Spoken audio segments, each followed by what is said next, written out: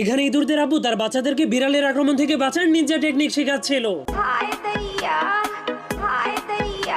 এমনকি তাদেরকে ইঁদুরের ফাঁদের ভেতর থেকে কিভাবে খাবার চুরি করতে হয় সেটাও শেখাচ্ছিল। খাও মা কসম। আর এখানে বিড়ালদের আম্মু তার বাচ্চাদেরকে কিভাবে ইঁদুর শিকার করতে হয় তার ট্রেনিং দিচ্ছিল। হিসাব বোঝো না, দুধু খাও, তোর মরণের চুলকানি উঠছে। এরপর তাদের মা একটা খেলনা ইঁদুরকে চাবি দিয়ে চালু করে ছেড়ে দিলেই তার বাচ্চা সেটাকে ধরার জন্য চলে যায়।